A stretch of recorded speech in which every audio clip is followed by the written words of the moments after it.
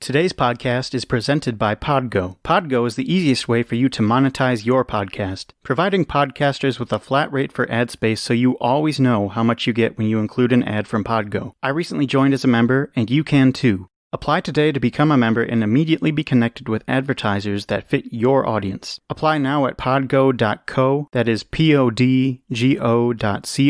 Again, podgo.co.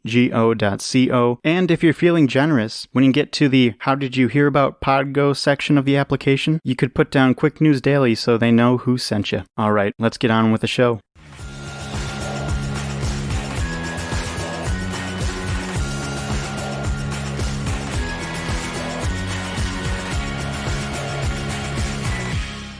Today is Tuesday, September 8th, and thank you for joining me after an extended holiday weekend. That long weekend is actually the reason we have quite a bit to get through today. There are a bunch of smaller stories, maybe not even ones that'll show up on the regular news, but they are super important nonetheless. So let's not waste any more time. Hats, coats, galoshes over here. But hurry, please. We have so much time and so little to see. Wait a minute. Strike that. Reverse it. Thank you. So, let's get caught up. Let's start with some scandalous new details, alleged details, about the Postmaster General, Louis DeJoy. This story once again proves that everything Trump touches dies. It was announced over the weekend that the House Oversight Committee has launched an investigation into Louis DeJoy after new revelations about his time at his former employer, New Breed Logistics. Allegedly, he pressured employees to donate to political candidates with a promise that they would be reimbursed. And in fact they were, with huge bonuses, usually exceeding what they contributed. Now somebody who's talking on the record about this is the Director of Human Resources at New Breed Logistics, David Young. He's described as a longtime member of the company. I'm not sure if that means former or if he still works there. But if anyone would know about bonuses and compensation, it would be the HR director, so quite a compelling witness to come forward. If true, this would be a campaign finance violation and sort of like election fraud.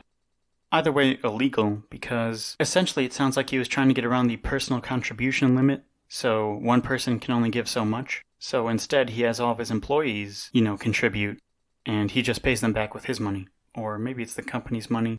Again, investigation is needed, but quite a serious claim and serious offense if true. And he should definitely resign if this turns out to be true. But we'll have to see where this goes.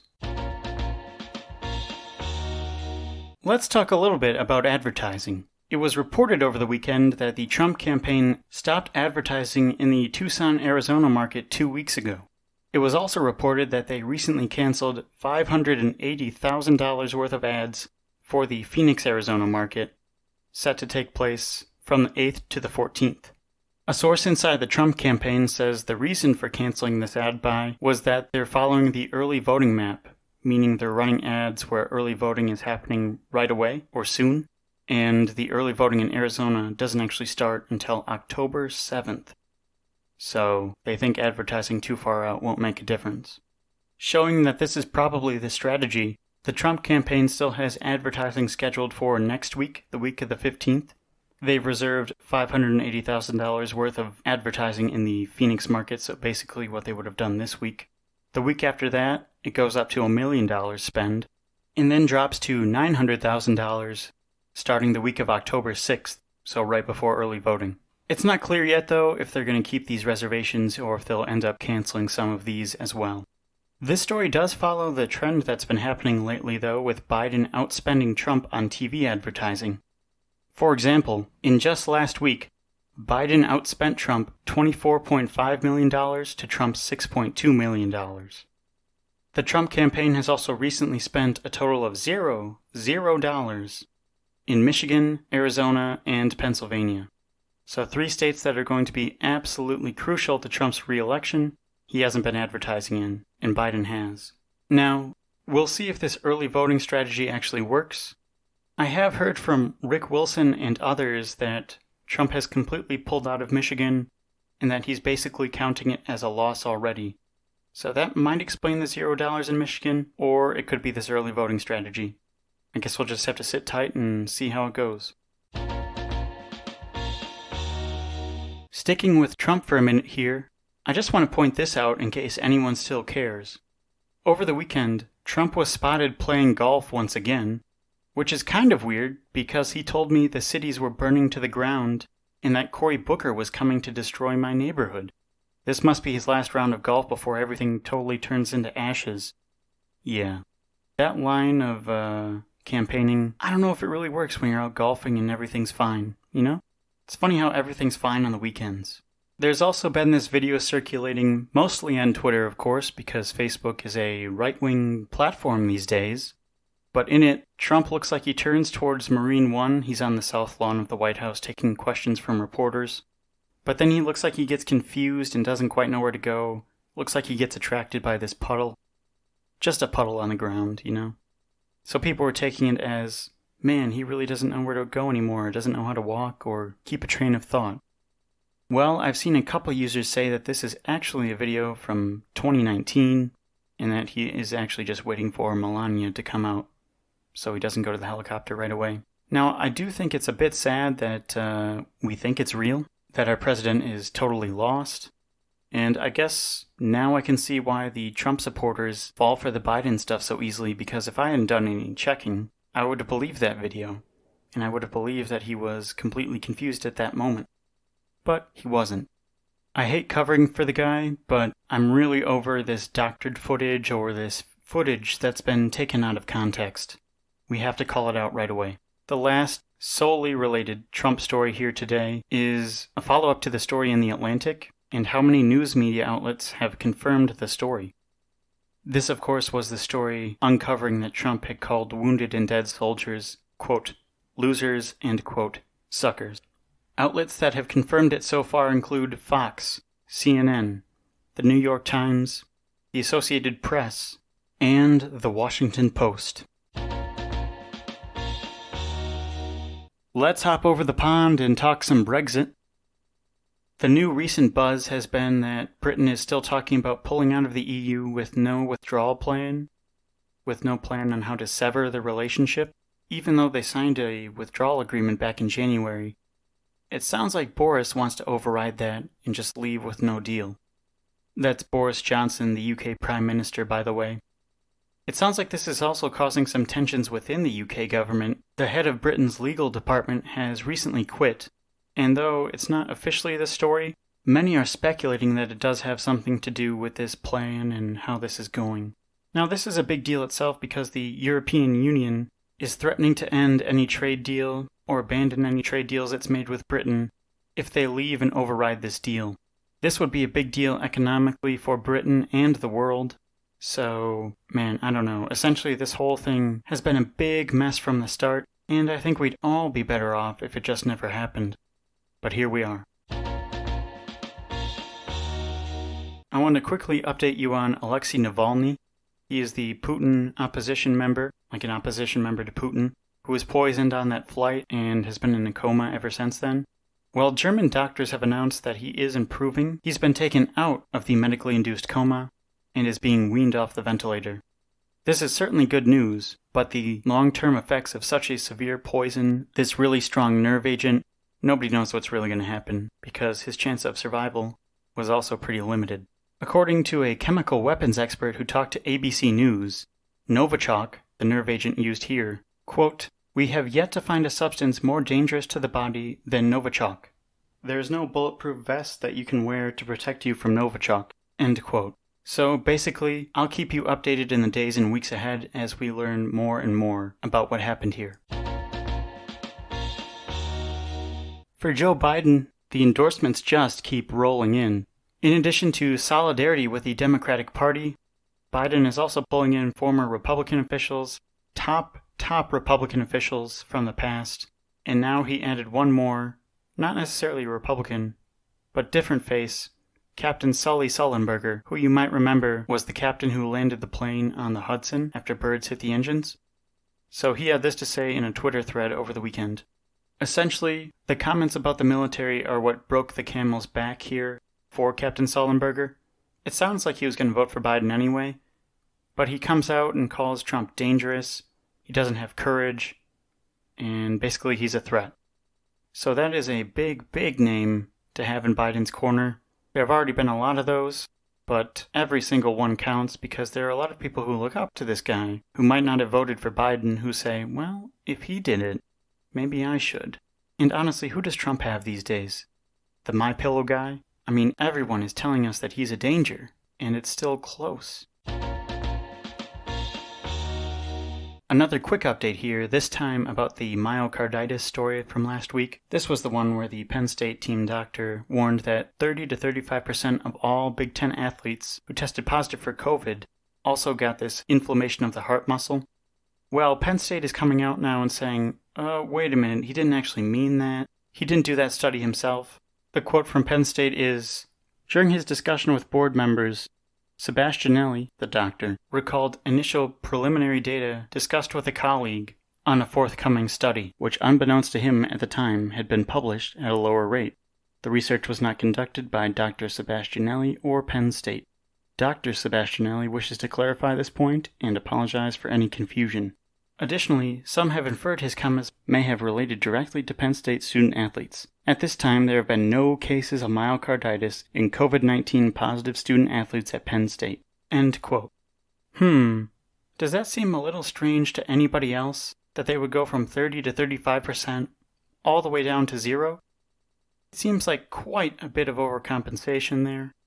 And even though he didn't do the study himself, I just have a hard time believing that this guy and his colleague were this far off. 30 to 35% off? I mean, to say that there are 0 student-athletes with this condition from coronavirus, I think is laughable. Just laughable.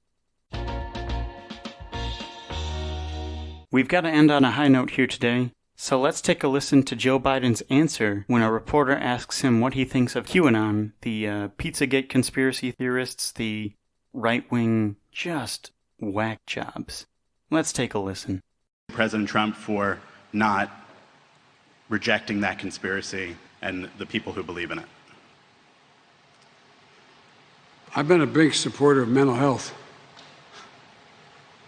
I'd recommend that people who believe it maybe should take advantage while it still exists in the Affordable Care Act. It's bizarre. Totally bizarre. And now, have you guys found that plane load of people in uniforms and weapons and flying around? I mean, have you found them yet? Is anybody even from, now, by the way, I respect conservative and liberal points of view in the press. Anybody found that plane? What in God's name are we doing? Look at how it makes us look around the world. It's mortifying. It's embarrassing, and it's dangerous. It's dangerous.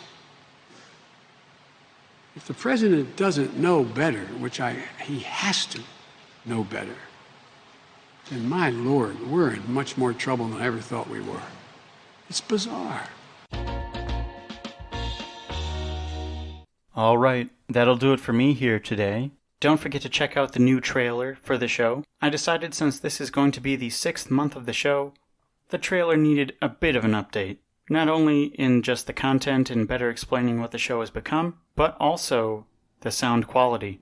So go check that out or show it to a friend and see if you can get someone else hooked on it. Speaking of checking things out, I also released a special review of Marvel's Avengers video game. It just dropped yesterday, technically the 7th. I pre-ordered, so it came a little bit early, and that was fantastic. So I give my thoughts on that, and it seems to be pretty well received so far. So, especially if you're on the fence about buying that game, check out the review, but actually don't take my word for it. Check out the game yourself, and I think you'll have a lot of fun. I guess the short summary is, go out and buy it. It's a lot of fun. There's a lot of content in it, and it's well worth the money. So, Marvel's Avengers, go check it out. You can't see me, but I'm wearing my Captain America shirt in honor of that. So, it's a big deal. Otherwise, as always, stay safe, make your plan to vote, fill out your census, and I'll see you right back here tomorrow. Today is Wednesday, September 9th, and lordy, there are tapes. We'll get to that in just a second, but that is the big breaking news of the day so far. The rest of the show, however, will feel similar to yesterday's show, where we have a lot of smaller stories, But there was a Trump rally yesterday, so you already know how much content that provided to me. It's good stuff in a disgusting, horrible way, so you won't want to miss a minute of it. Let's get caught up. Of course, we have to start with the big news of the day, and all I have to say is thank God for Bob Woodward. Here's Donald Trump in his own words on February 7th. And so what was President Xi saying yesterday? Well, we were talking mostly about the virus, and I think he's going to have it in good shape, but, it's a very tricky situation. Indeed it goes through air, Bob. That's always tougher than the touch. The touch, you don't have to touch things, right? But the air, you just breathe the air, and that's how it's passed. And so that's a very tricky one. That's a very delicate one. It's also more deadly than your strenuous flus.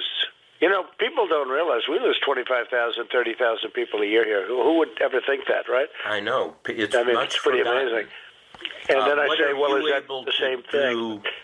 This is more deadly. This is 5 per. This is 5% versus 1% and less than 1%. So this is deadly stuff. Yeah, apparently Bob Woodward is writing a book on the Trump presidency, and Donald Trump was moronic enough to say this on tape to the guy who brought down Nixon. I mean, it's like a cop once said on the show Cops, you don't catch the smart ones. By the way, even his brain can comprehend at that point that coronavirus has passed through the air, which we didn't know for quite a while after that. And he already knew that back in February, early February, when we should have started wearing masks. Not only that, you hear him say 5% is what the death rate probably is about this. That means, now I'm not exactly sure if he can multiply anymore, or if he ever could, but he says 25,000 is the low number for flu deaths. Okay, so 5 times 25,000 is 125,000 people dead. Now he's saying it's a hoax, it's not real, so at that point he has made the decision in his head that 125,000 dead Americans is okay, as long as he doesn't panic the stock market. That's literally what his mind went through in the decision-making process on this. And if you don't think he was trying to hide it from us, here's Trump on March 4th on Sean Hannity. Today, the global death rate at 3.4% and a report that the Olympics could be delayed. Your reaction to that? Well, I think the 3.4% is really a false number. Now, this is just my hunch. But based on a lot of conversations with a lot of people that do this, because a lot of people will have this, and it's very mild. Less than 1% when he knows it's 5%. Now, it's lowered a bit since then, but it really depends. We're not going to know until this is mostly behind us. It's never going to be gone at this point, but whenever we get it to sort of like the flu levels. Now, remember when Trump said that the kids are basically immune to this sort of thing, so that's why they should go back to school? He said that numerous times. Well, let's take a listen again. Now it's turning out it's not just old people, Bob. Just today and yesterday, some startling facts came out. It's not just older. Yeah, exactly. Young people, to plenty of young people. So, what's going on in that conversation was from March 19th. March. Now, you might be saying, well, how do you know that he was intentionally trying to cover it up? You weren't there.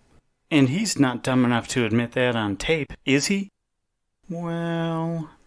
Give me a moment of talking to somebody, going through this with Fauci or somebody who kind of, it caused a pivot in your mind, because it's clear just from what's on the public record that you went through a pivot on this to, oh my God, the gravity is almost inexplicable and unexplainable. Well, I think, Bob, really, to be honest with you... Sure, I want you to I wanted to always play it down. I still like playing it down. Yes, because I don't want to create a panic. Yeah. Yep. He was downplaying it the entire time, so as not to cause a panic in the stock market. Now, he doesn't say that part, but, just kind of spitballing here and thinking that maybe, just maybe, The man who will accept 125,000 deaths just so the stock market will be fine so he can get reelected might not care about panicked people. It's actually impossible for a narcissist to care about or even comprehend other people's feelings. This man does not care if you or anyone in your family lives or dies, so long as he gets reelected and doesn't have to face consequences or judgment for his crimes. In the field of getting prominent endorsements, it's more of the same today for Joe Biden. The Republicans for Biden group put out a video yesterday showing former Republican Attorney General for the state of Arizona, Grant Woods, endorsing Joe Biden over Donald Trump. Again, this continues the trend of big names and big politicians, including tons of Republicans, who are endorsing Biden over Trump.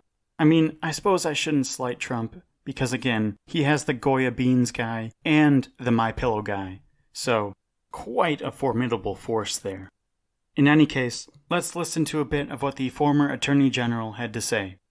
I think I know a little bit about public safety, about crime, about how we keep our people in our state of Arizona and across the country safe.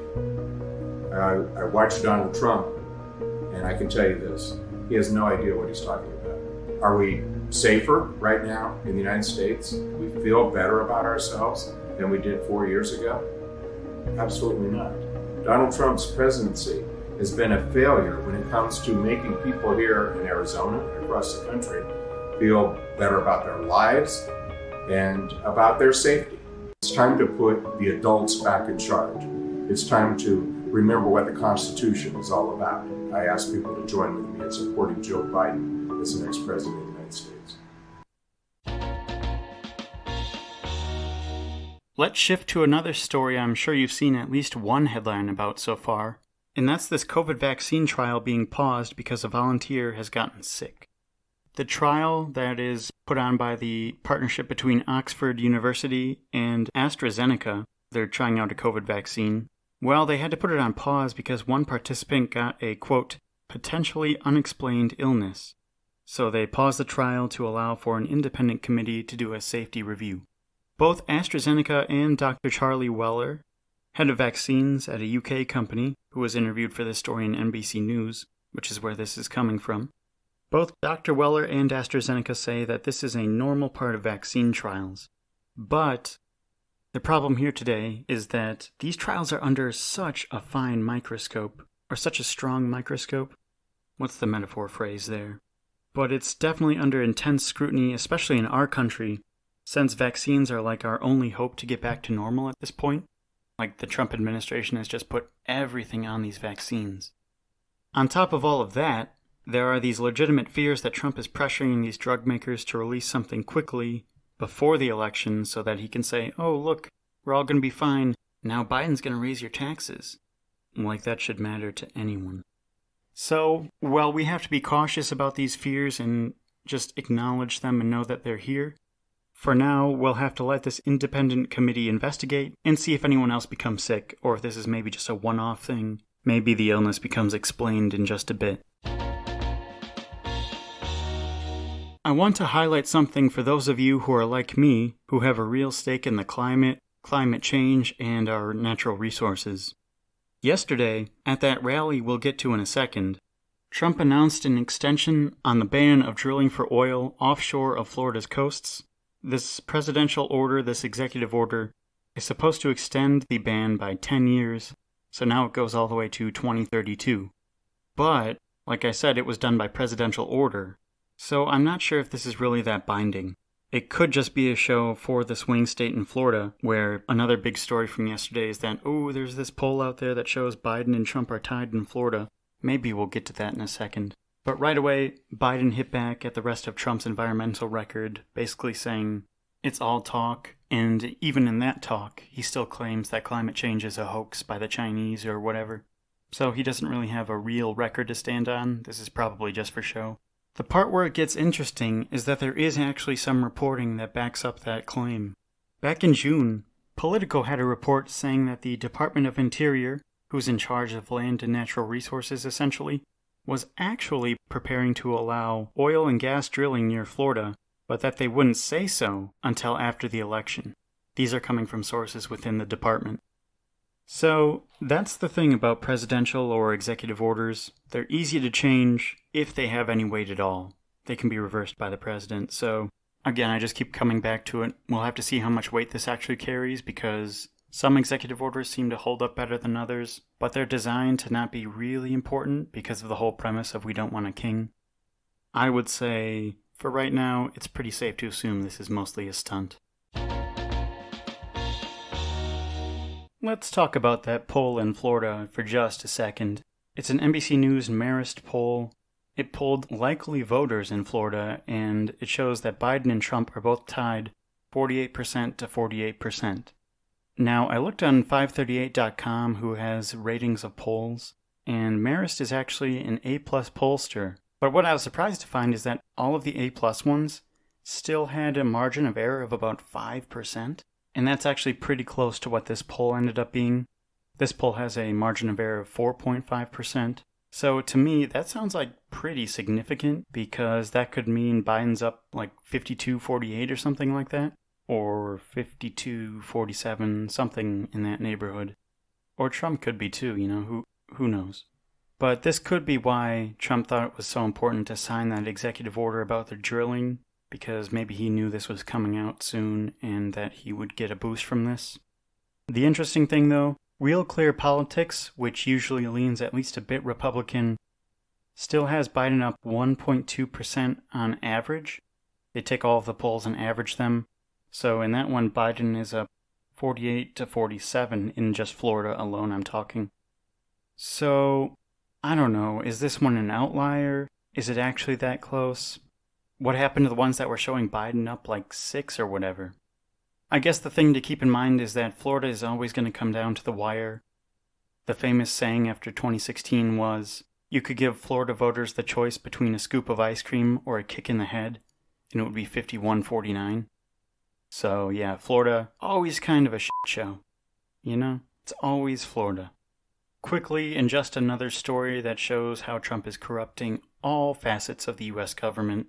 And actually, it's more William Barr, Interior Minister William Barr. Yesterday, in a, quote, highly unusual move, that's the New York Times language, meaning it's never been done before and it shouldn't, the Department of Justice moved to replace Trump's private legal team with federal lawyers. And this is for the defamation lawsuit brought by E. Jean Carroll, who is accusing Trump of raping her back in the 1990s in Manhattan. They're saying that since Trump denied ever knowing Carroll, or basically saying that she's not his type anyway, an actual thing he said, the Justice Department is arguing that since he was president when he said those things, he should be able to be represented by U.S. lawyers, like U.S. attorneys, which is not how it's supposed to work, to say the least. These are people we pay tax dollars for. It's just not how this stuff works. The Department of Justice isn't the president's personal legal team. The main consequence of this move is that it basically overrules a state judge's ruling last month that made it possible for Trump to be deposed before the election in November, which he obviously wouldn't want, and who knows if he would show up for it anyway. But this is basically another stall tactic at best, and a complete misuse of government resources at worst, and most likely. This sort of thing is the reason that a lot of people actually say that Bill Barr is the most dangerous person in government, not Donald Trump, because Bill Barr is actually still with it and basically just willing to make the president a king and just steamroller everyone in the process. And finally, let's get to whatever happened in North Carolina last night. The Trump rally here, let's take a listen to some of the highlights. Good. Now these crowds, I tell you, it's beyond what we had in terms of enthusiasm, beyond what we had 4 years ago in 2016. Bragging about crowd size during a pandemic when almost none of them are wearing masks. Bold move. By the way, you know who's further left than crazy Bernie? Kamala. Geez, a black woman. I can't imagine why Trump would intentionally mispronounce her name and just make fun of it in general. He respects both of those groups very much. Nobody has been through what I've been through as President of the United States. Nobody. Don, 4 presidents have been assassinated, so... But no, for sure, yeah, you've been treated the worst. You know, they used to say Abraham Lincoln got the worst press. I said, there's no way he got worse than me. But Lincoln was very, very badly treated by the fake news. Maybe in his case it was real. I can tell you, in my case, it's fake. It's totally fake. Love the subtlety there. Just has to get one little shot in at Lincoln about, oh, maybe the press was right. Maybe he was the bad guy going against slavery. I mean, what the... Interestingly enough, some people have said the Lincoln Project has gotten under his skin so much that he subconsciously links them to Abraham Lincoln, so that's why he's always attacking him. It's sort of hard to tell any train of thought in that broken mind of Trump's. And by the way, don't take my word for it. Here's another clip from that same rally. We're going to be appointing very pro-crime judges, but they want to destroy your suburbs. You know the rule, the regulation that I just terminated. They want to build low-income projects in the suburbs. They've been doing it. They've been destroying suburbs. We're not doing it anymore. Pro-crime judges, huh? They want just a ton of crime? Always love a judge who wants some crime. One last one here. World's #1 terrorist and the mass murderer of American troops, Qasem Soleimani. We got him too, Soleimani. The man just short circuits when he tries to say troops. That's not just like a casual stumble. This man is slurring words. Alright, that'll do it for me here today. There's really no special announcements today. Just the usual, add a review if you like what you hear, give me personal feedback through the Google form, that sort of thing. Actually, I lied. I almost forgot it again. I forgot it yesterday. I think just starting on Tuesday kind of threw me off. But we have to give a very special thank you shout out to the people who helped make this show possible. And those people are our producer, Kathy, and our executive producer, Gwen. Again, thank you so much for supporting the show. Otherwise, stay safe, make your plan to vote, fill out your census, and I'll see you right back here tomorrow. Today is September 10th, and thank you for joining me. Sadly, there aren't any new breaking news audio tapes from Trump admitting that he seriously downplayed a virus that has killed 200,000 people, so we'll just have to settle for some regular news. There is still a lot to get to, though, so let's get caught up. Let's start by revisiting the biggest story from yesterday. Trump caught on tape admitting that he downplayed the virus, that he knew it was more deadly than the flu, and that young people could get very sick too. Hey, I'm a poet, and I didn't even know it. Right off the bat, though, I'll say that this might seem like I'm spending a lot of time on this, but I think we need to. The thing that made me just furious yesterday was the few talking head analysts saying, nothing ever sticks to Trump and this won't either. There's just so much to be outraged about every day that this will just pass.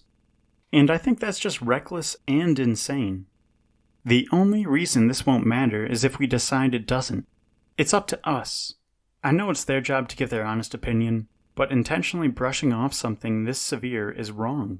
In fact, that sounds like what Trump admitted to yesterday. Quickly, as is the theme of the show, I want to play this video from the Lincoln Project. Well, I guess it's just audio, but you know. This is more deadly. This is 5 per, this is 5% versus 1% and less than 1%, so this is deadly stuff. We show cases, 99% of which are totally harmless. Not just older. Yeah, exactly. Young people, to plenty of young people. Young people are almost immune to this disease. It's also more deadly than your strenuous flus. We lose thousands and thousands of people a year to the flu. We don't turn the country off. I wanted to always play it down. I still like playing it down. That's what I had in mind yesterday as soon as I heard this stuff, but I'm glad they did it because they have more resources, they made it look more professional, so thank you to the Lincoln Project. Also, from Reed Galen, who is a founder of the Lincoln Project, he had a great response to this information. In a tweet, CNN's John Harwood said, quote, White House staffers are upset with each other for failing to stop Trump from telling Woodward what he knew when about coronavirus. thus revealing that tens of thousands of lives could have been saved by stronger, earlier action.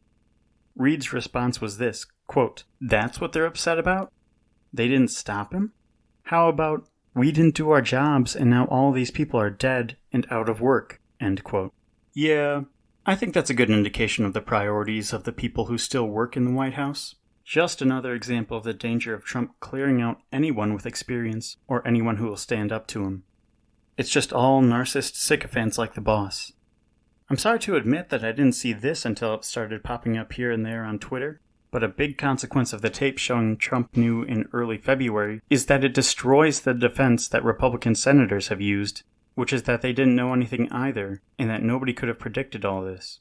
If Trump knew, then Mitch McConnell knew, Kevin McCarthy knew, Lindsey Graham knew, everyone knew.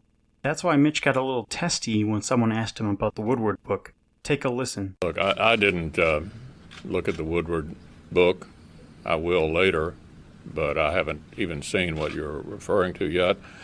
Clearly, that's a question for the White House anyway. It's a question for the White House. That's also why Senator John Kennedy of Louisiana, the man they used to call Senator Soundbite because he gave such unique quotes, gave this absolutely moronic reaction to CNN.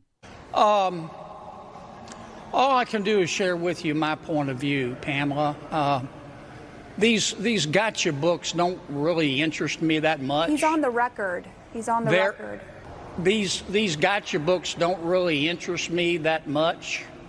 There'll be a new one out tomorrow. But this is different. He did 18 interviews with Bob Woodward. Mm-hmm. Right. So he's recorded. You hear his voice, and you're seeing that, and you're contrasting that with what he says to the public. Wouldn't that be something of interest to you as a United States Senator? Well, let me answer you again. These gotcha books don't really interest me. Listen, Senator Kennedy and even Donald Trump himself, nobody is going to believe that it's a gotcha tape or a political hit job when you're the one who agreed to 18 separate interviews with Bob Woodward on tape. Now, allegedly, the reason that Trump agreed to these Woodward interviews in the first place was that he actually overruled all of his staff. All of his staff was like, man, don't do this. This is a terrible, terrible idea. But because he thinks he's the smartest person in the room, of course Donald Trump had to show them all why they're wrong. And apparently his idea was doing this. Some other good points they brought up on the Lincoln Project, it was like a day in review thing. You can find them on YouTube, Facebook, Twitter, wherever. This sounds like an ad, but they really just have the best content. In any case, they made the point like, campaigns usually don't drop October surprises that make them look bad. Like they don't drop their own October surprise. They also pointed out just how casually he says those things, like it just comes up in conversation to him. That's how easy lying is to him, and how little he even cares about anyone but himself. Again, I just don't want to keep dunking on Kayleigh McEnany because it's so easy. I'm just kidding. I do like doing it. Here's another one where she tried to claim something that was so obviously a lie. The president never downplayed the virus. I wanted to always play it down. I mean, come on, Kayleigh. His defenders were also trying to point out, this was actually smart because he didn't want to panic people. Well, first of all, he was talking about the stock market, I can almost guarantee you that. But second, Rex Chapman on Twitter had a great tweet saying, the dude who was tweet screaming, "Liberate Michigan," didn't want us to panic, y'all.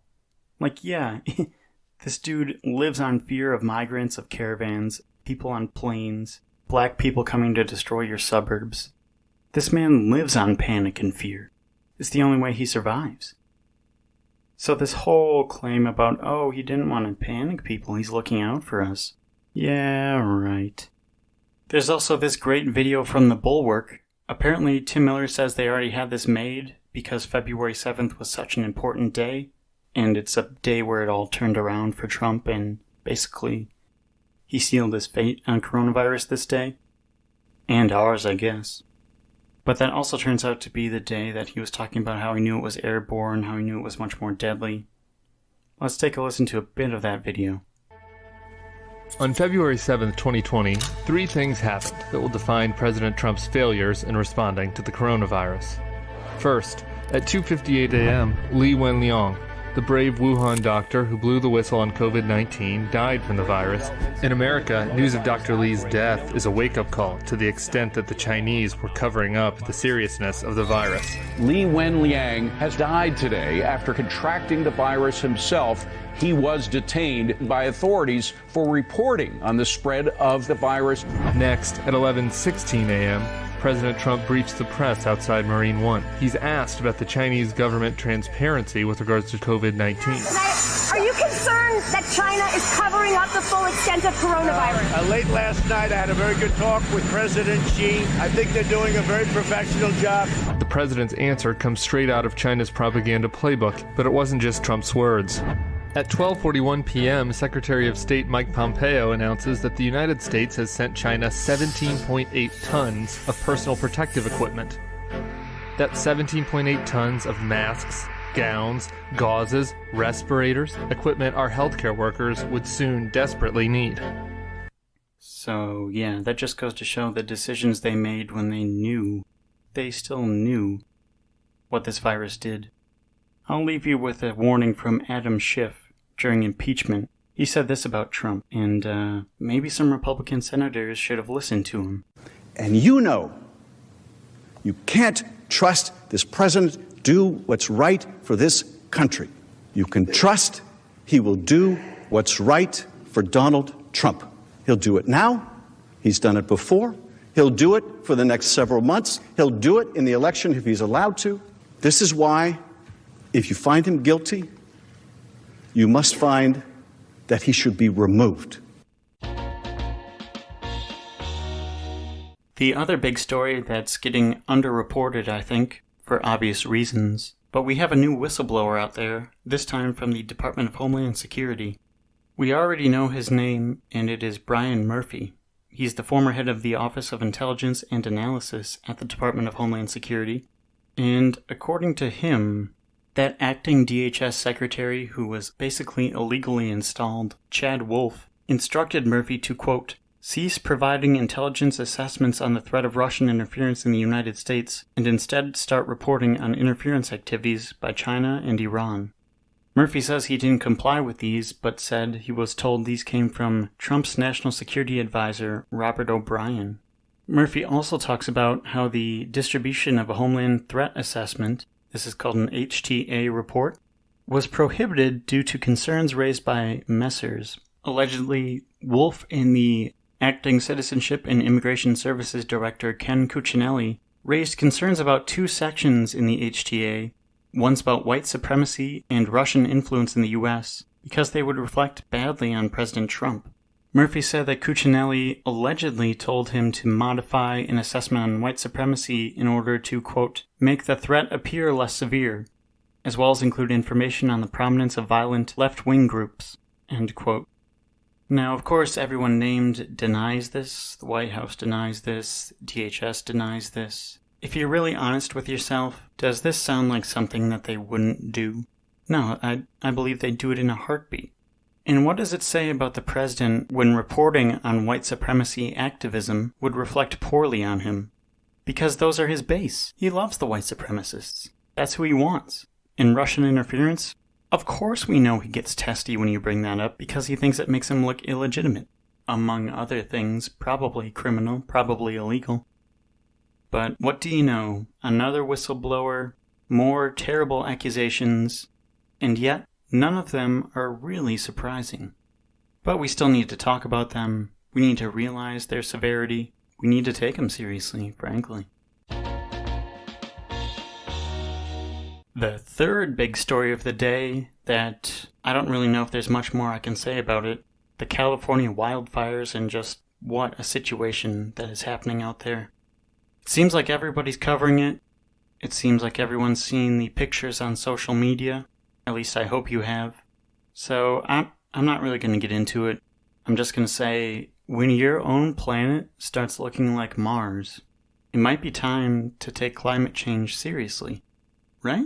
Like, is it even debatable anymore at this point?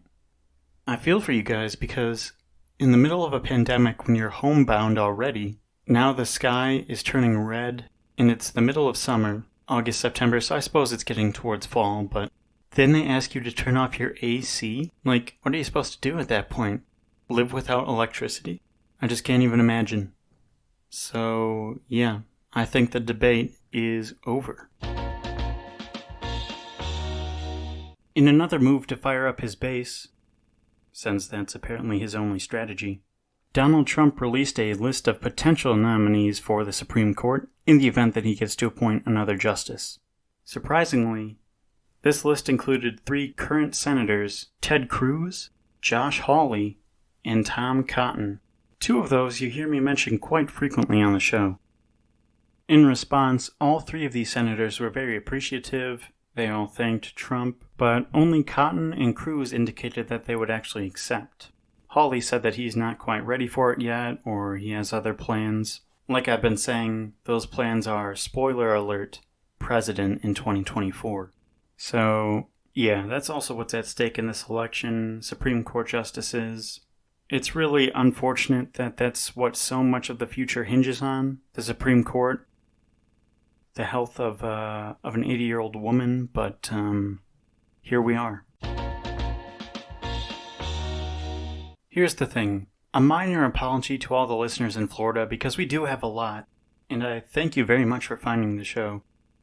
I hope the jokes about Florida weren't too much, but like I said, it seems like Floridians are the first to make those types of jokes.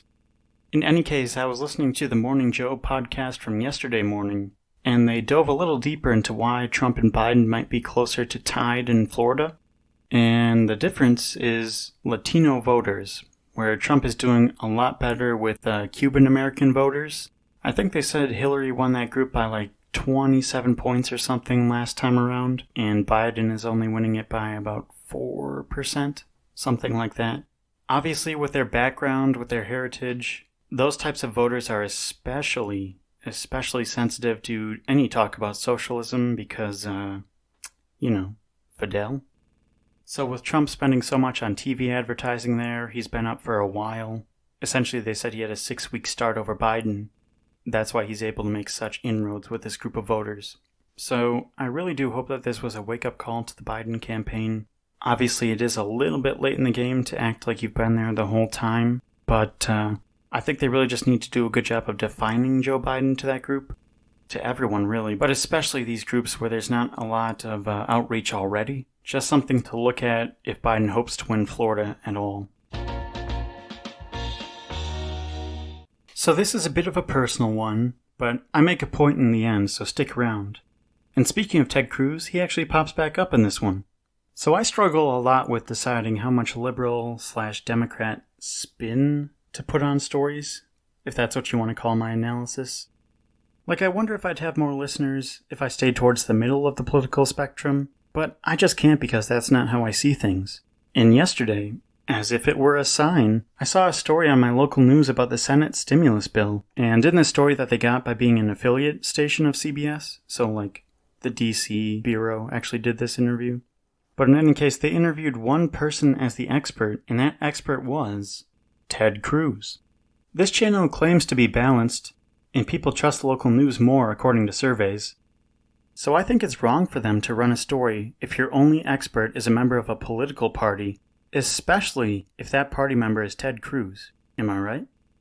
So the lesson is, the whole thing made me realize that no news is really ever balanced, so you might as well get your news from someone who's accurate and discloses their bias, like I try to. Boom.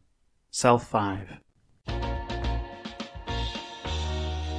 Alright, that's what you need to know for your day to be informed. There's some more stuff I wanted to get to today, but I'll save it for tomorrow. I can already tell it's going to be a great show, though. More informative than Friday shows usually tend to be, so make sure you tune in tomorrow. Remember, if you like the show, leave us a review wherever you're listening so that more people can find Quick News Daily. Otherwise, stay safe, make your plan to vote, fill out your census, and I'll see you right back here tomorrow. Today is September 11th, and thank you for joining me. Well, like I said yesterday, I think today's going to be a really, really good show. There's some interesting topics that I want to go over, so buckle up. Let's get caught up. First, of course, the elephant in the room, 9/11, 19 years later. Can you believe that?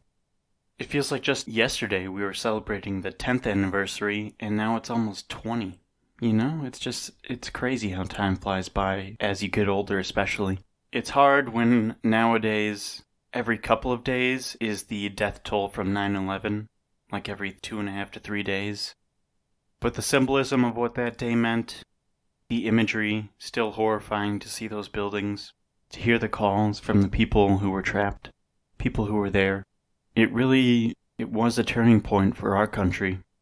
People who saw the effects of what happened, of the effects it had on our country, sure, they all signed up and served, but the aftershocks, the after effects, sort of my generation, a bit older, they're just starting to get into power. It definitely shaped them as well, just in a different way. Now, when I look back and look at the videos, it seems like we were really unified. Maybe that was the last time. Last night at the Chiefs-Texans game, this happened.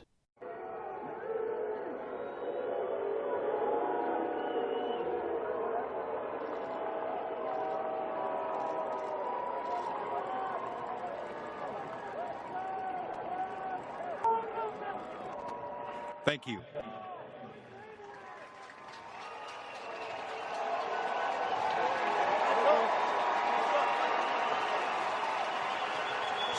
During a call for unity, a moment of silence for unity, a less than sold out crowd, because they couldn't sell that many tickets during a pandemic, booed loudly. It wasn't protesting the anthem. It wasn't protesting really of any kind. It was just a call for unity. And still, people reacted like that. It was just, whether you think he is the cause or the symptom, the rise of Donald Trump has really brought out the worst in everyone. Now, people of color have probably known all along, but folks like myself, I certainly didn't think that this many normal, regular people that you see on the street every day were just blatantly racist and don't even want to talk about change or treating people equally. I should mention, though, that the Kansas City Chiefs beat the Texans 34-20. It just does not seem like football season. Not in this climate, not in this atmosphere, but here we are. But I do know things will be better when Trump is gone, and in the campaign to do so, let's talk about Trump's campaign and the money troubles they've been having. That's right, after having such a huge lead over Biden in the fundraising edge, in the total cash on hand, it seems like they might even be in a shortfall. With less than 60 days to go, it seems like Donald Trump's campaign has burned through almost $1 billion, and they have nothing to show for it but being behind in the polls 6 to 10 points. So where does almost $1 billion go? Some of it goes into these questionable transactions like $325,000 to the Ritz-Carlton Amelia Island near Jacksonville for the RNC convention that didn't happen in Jacksonville, $150,000 for planes to pull Trump banners, $6 million on, quote, donor mementos, whatever those are, $11 million for 2 Super Bowl ads, $4 million into the Trump family businesses since 2019, $1 million on ads in Washington, D.C., just to make Donald Trump feel good, $21 million in legal costs since 2019, and $800,000 on former campaign manager Brad Parscale's Facebook and Instagram boosting ads about the Trump campaign and Trump and pro-Trump and all that. This was actually part of the reason that Brad Parscale got demoted, is because the Lincoln Project ran an ad showing how much money he was making off the Trump family and Trump campaign. How he had like a yacht and a Ferrari or something. There's also talk, I was watching another one of the Lincoln Project live streams, about how they're not raising money anymore. Like their donors aren't quite as willing to give. How they thought they'd be able to just keep raking it in from the same people. But it seems like those donors are drying up a bit. So everyone shed a single tear for the Trump campaign's cash shortfalls. Oh, that was the other thing. They also said that they have like so many staff on the campaign that they probably go through $20 million a month on staff charges, like paying staff members and stuff. That is a lot of people. And $20 million a month? Ouch. Wisconsin seems to be the testing ground, the guinea pig for election shenanigans from the Republicans. This time dealing with absentee ballots, of course, which is how we're going to vote by mail here. From the CNN article, the Wisconsin Supreme Court told election officials across the state on Thursday, a week before the deadline to mail ballots, that they can't mail out absentee ballots until the court decides whether to add the Green Party's presidential ticket to the ballot. Of course, it was a 4-3 decision. Guess who were the four? The conservative judges. They're debating about the inclusion of the Green Party candidate Howie Hawkins. Basically, we should just start calling the Green Party the Kremlin in the U.S. Party or something like that, because questionable motives, questionable ties, not really standing for what they say anymore. Speaking to Megan Wolf, the chief elections official for the state of Wisconsin, when she was asked what would happen if the justices order another candidate to be added to the ballots after they have already been printed, obviously a huge waste of money and paper, Wolf said that, quote, it would be incredibly complicated and difficult. She mentioned that some clerks in smaller jurisdictions across the state have probably already sent out ballots to voters. So how the heck is that going to work? The state Supreme Court said the Wisconsin Election Commission must inform the court by the end of the day Thursday whether absentee ballots have been mailed. I'm going to go with yeah, probably. Ooh, they're asking for the names and addresses of everyone who has been mailed an absentee ballot, as well as the date the ballot was mailed. And they're ordering that election commission to provide it with the names of officials who requested that ballots be printed, as well as the date and time those requests were made. The controversy started because Hawkins and Kanye West, by the way, were denied a position on the general election ballot by the Wisconsin Election Commission. Essentially, this is just going to lead to a lot of chaos. Seems like a preview for what other states might try and do, but weird that they start with Wisconsin. Well, not since we're so important to this election, unfortunately. Now, thankfully, the big Democratic election lawyer Mark Elias said this, quote, someone needs to let Wisconsin and its Supreme Court know that federal law requires military and overseas ballots to go out at least 45 days before the election. Yesterday was day 54. So now they have 8 days to figure all of this out, hopefully, according to Mark Elias, before they just have to send them out. Again, I really hope that's true, for all of our sakes, for every single voter's sake. But it's just kind of weird living in Wisconsin this year because we seem like the guinea pig for everything. Like our Supreme Court made us vote in the primary back in April, or one of the elections back in April, in person during the height of COVID. Well, now it's the height of COVID, but what we thought was. And now this with the absentee ballots. We're just like the guinea pig for everything. And it's weird because we don't really think of ourselves as that. I don't think of Wisconsin as that important, but this year we're one of the swing states that could win it one way or the other, win it or lose it. Not really my favorite position, honestly. I hope Wisconsin is not this important every year. There's really not much of a news story here, but just listen to this exchange yesterday when Trump took questions at the White House in a press conference. This one came from ABC's Jonathan Karl, and see if you can follow Trump's train of thought throughout this rant. Why did you lie to the American people, and why should we trust what you have to say now? Such a terrible question, and the phraseology. I didn't lie. What I said is we have to be calm, we can't be panicked. I knew that the tapes these were a series of phone calls that we had, mostly phone calls. And Bob Woodward is somebody that I respect just from hearing the name for many, many years. Not knowing too much about his work, not caring about his work, but I thought it would be interesting to talk to him for a period of, calls. So we did that. I don't know if it's good or bad. I don't even know if the book is good or bad. But certainly if he thought that was a bad statement, he would have reported it because he thinks that, you don't want to have anybody that is going to suffer medically because of some fact. And he didn't report it because he didn't think it was bad. Nobody thought it was bad. Wait a minute. And your question, the way you phrase that is such a disgrace. It's a disgrace to ABC television network. It's a disgrace to your employer.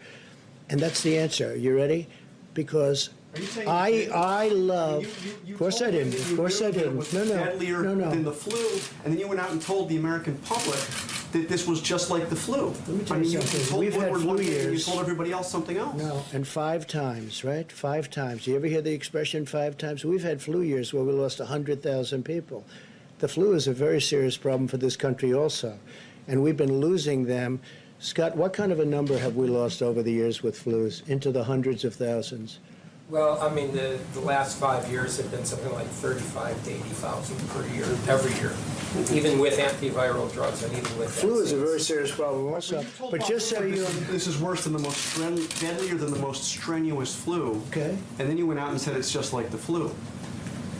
What I went out and said is very simple. Listen, what I went out and said is very simple. I want to show a level of confidence, and I want to show strength as a leader, and I want to show that our country is going to be fine one way or the other. Whether we lose one person, we shouldn't lose any, because this shouldn't have happened. This is China's fault. This is nobody's fault but China. China should not have allowed it to happen. Whether you have one person, 180,000 people, or 2.5 or 3 million people, which it could have been very seriously if we didn't make the moves. And when you look at the opposition, where they said, oh, why did he put the ban on? Dr. Fauci said we saved hundreds of thousands of lives by putting the ban on China and then ultimately putting the ban on Europe. There was no lie here. What we're doing is we're leading, and we're leading in a proper way. And if, frankly, somebody else was leading it, they wouldn't have closed it. Yikes. It turns out this might be more of a Wisconsin show. This one's really especially important for us Wisconsin people, especially Packers fans. And Packers fans are worldwide. I shouldn't sell us short like that. But former Packers coach Mike Holmgren is supporting Joe Biden's campaign and will host a virtual press conference Saturday, quote, to discuss how President Trump's mishandled coronavirus response has hurt Green Bay businesses, end quote. Holmgren said in a statement, "There's simply too much at stake in this election to sit on the sidelines. We need a leader like Joe Biden to help us build back better." That is absolutely shocking to me. Just because, of all the people I would have picked to back Biden or to speak out at all, Mike Holmgren is not one of them. And football coaches in general are pretty conservative, really conservative. You put on top of that the fact that just a couple months ago, maybe in July or something, Brett Favre was golfing with Donald Trump. He's my namesake, but that was pretty much just enough to write him off for me completely. So, I figured Holmgren and Favre, that was the dynamic duo in the 90s. I don't know, I guess I just shouldn't judge a book by its cover. Good for Mike Holmgren on this. And I'm sorry I sold him short, really. I'm sorry I put him into that basket. Mike Holmgren, keep doing you. Alright, I think that's going to do it for me here this week. Kind of a shorter episode, but a lot of important information in there, I think at least. Remember, we do have merchandise available. Just follow the Quick News merch link in the episode description, and it'll take you right to the store. Also, remember to take the Google Forms survey in the episode description if you want to give any personal feedback straight to me. It doesn't have to be public, it goes straight to me, and it is anonymous. And that really does help me out when I try to plan the show, basically just to make sure that I'm telling you stories that you want to hear. Otherwise, as always, stay safe, make your plan to vote, fill out your census, and I'll see you right back here on Monday.